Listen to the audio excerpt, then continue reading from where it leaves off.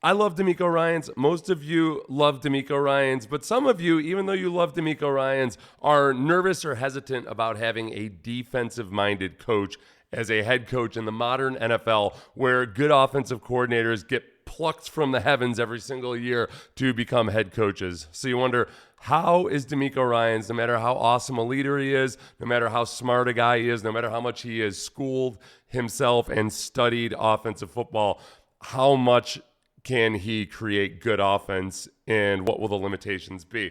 I'm going to tell you that I believe that DeMeco will have a very good plan for how to address all of this. There's a certain pool of coaches from which I would like him to take his offensive coaches. I think there's 3 different pools of names you're going to hear. One would be people from the Kubiak-Shanahan tree, as we call them around these parts, Kubshanistan. 2 would be just the hot named guys who might not be in the Kubiak-Shanahan tree, but who are very well regarded and well thought of, young up-and-comer types. And 3 would be the Wade Phillips division. Older guys, maybe they've proven that they're not going to get another chance as a head coach, but they are very capable as coordinators. You'll remember that Gary Kubiak really took off with his team when he hired Wade Phillips, and Wade Phillips could basically be the coach of the defense. Is that something that would be the best for DeMeco right now? First, the Kubshanistan tree. It's really hard to say that, Kubshanistan.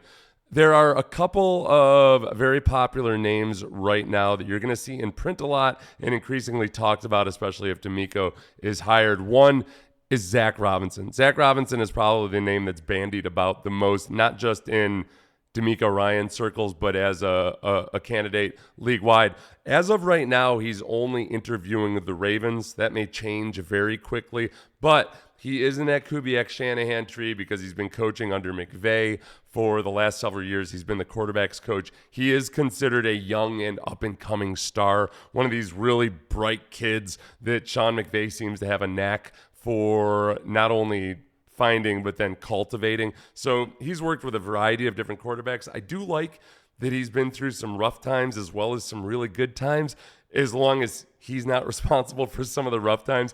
I think you can look at the Rams and figure out when injuries have been an issue.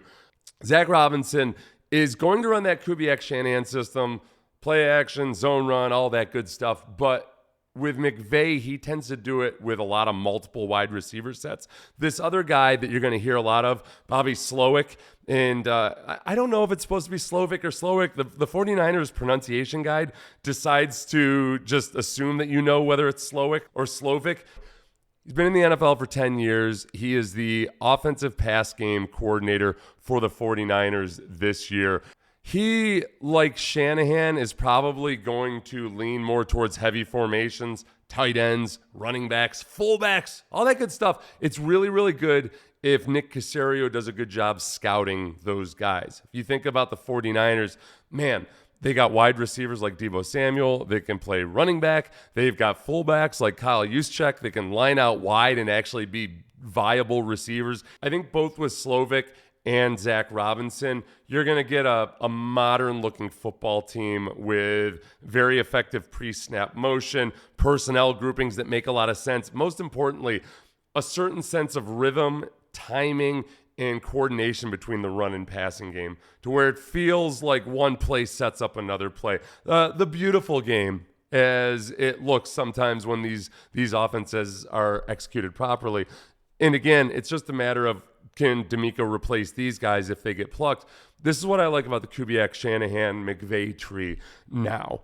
There are a lot of coaches out there who are running this offense. Because of that, I liken this to a really good fast food chain restaurant. You can open up your own independent restaurant, or you can open up a McDonald's. It's a lot easier to find people to man the McDonald's because every McDonald's is run the same way. They all know the same terminology, the lingo, the procedures.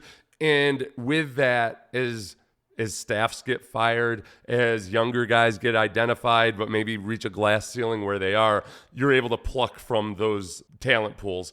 And theoretically and ideally, it could work out really well. One name within that school that I don't know if he's the guy right now, and this isn't fair to Klint Kubiak, but it is a situation where his name almost might be more of a detriment in the early goings than it would be an asset. Now, if Klint Kubiak is awesome at what he does, and he's still only 35 years old, he was the Vikings offensive coordinator in 2021. He was the passing game coordinator this year for the Denver Broncos, which let's go ahead and blame that on anybody except Klint Kubiak. But he is a name to keep an eye on.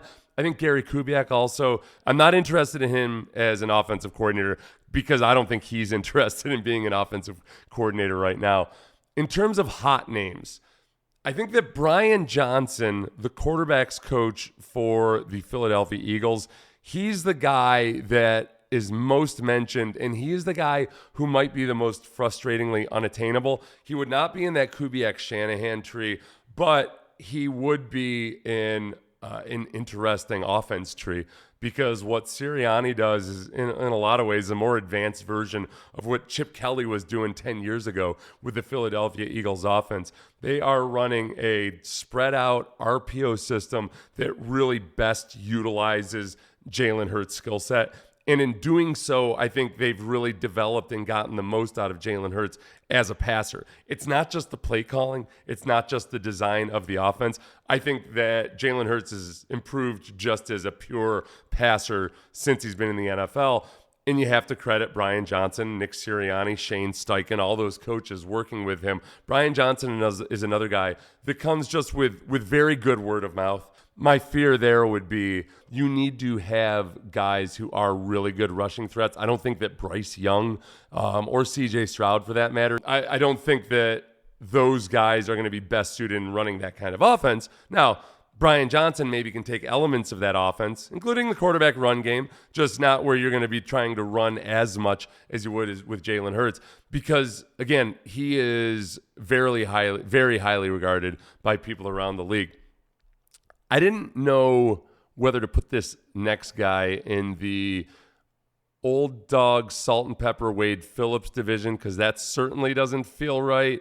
But I also don't know if he's a hot name right now.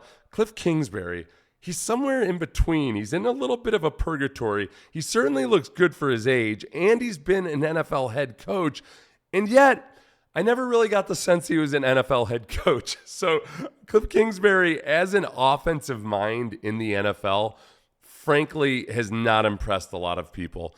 And the way he ran his program at Arizona wasn't necessarily run the way NFL programs are run. Now, he wouldn't be in charge of that, but if you're hiring a guy who's a veteran guy to perhaps be a little bit of a quasi-head coach of your offense, I don't think Kliff Kingsbury's got the chops. I think he's a really good college offensive coordinator, but Kliff Kingsbury is not my choice by a long shot for NFL offensive coordinator, no matter how cool the alliteration in his name is. Salt and pepper division, I'm going to give you 3 names. One of them might excite you, but I'm going to force you to pump your brakes on that. And these are the names that I've seen mentioned just in various articles. 1, Brian Schottenheimer. Now, Brian Schottenheimer loves to lean on the run and play action, which is great for a young quarterback, of course. But the criticism has always been that there's a lack of creativity and advanced play design as an offensive coordinator. He hasn't really draped himself in glory as an offensive coordinator. He's done it 3 times, and Seattle was probably his best go-around where he had some top 10 offenses, but ultimately he and Russell Wilson couldn't find themselves on the same page. I do think that, and it's not just because his last name is Schottenheimer, I do think that he's 49 years old. I don't know if he's going to get a shot as an NFL head coach. That name helped him out for a while, and he used to be routinely a buzzed about guy. I don't think he's going to be a hot candidate, but he also doesn't excite me or get me desperate to go hire him for fear of missing out or anything like that. Greg Roman recently separated from the Ravens. It was a mutual parting of the ways.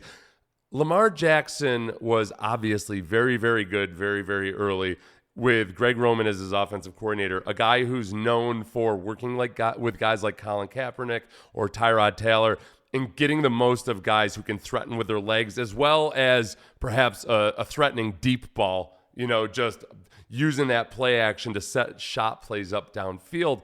And yet it always felt like with those guys, they reach some kind of ceiling in their development as passers. So is that Greg Roman's fault, or is it the talent of those individual players? I suppose we'll find out with Lamar Jackson over these next couple of years. My thought with Greg Roman is that it would be nice to maybe stick him with a passing game coordinator where it's either co-offensive coordinators, Greg Roman can handle the run game, some element of quarterback running game included. Again, if it's Bryce Young, I really don't want Bryce Young running all that much on designed runs. I don't want him doing much of anything that involves getting contact. But that is a possibility. I would point out that the Ravens did attempt the pass game coordinator thing with Greg Roman. And then I would go on to point that they did it with a passing game coordinator by the name of David Culley. So the Ravens are not innocent in this lack of advancement for Lamar Jackson here. I don't think they've given a damn necessarily up until this point. And maybe Lamar Jackson, in insisting on a new contract, even though it'll totally also be about the money, maybe it's in some ways it was just a cry for help. Like, please, man, get me somebody that can get me a better passing game here. I do like Greg Roman, and I think he could be an asset. I don't think he is the offensive coordinator that you need right now for a young team. Ben McAdoo, I have to say it because I saw it. Ben McAdoo, not a threat to be a head coach anytime soon, so that's a big asset. I would worry about hiring somebody whose number one calling card was that they weren't a threat to be a head coach, and so they'll be here forever. I worry about that. For those of you like Sarah and others who are angry at me that I would ever think to hire a defensive coach, my God, I hope I can prove you wrong over the next few years. Not only because I want the Texans to do well, but I can't bear any more of this. We got to let this thing play out, guys. Don't be timid. Don't be meek. Don't be afraid of greatness. It's there. It's there for us. Come on, Sarah.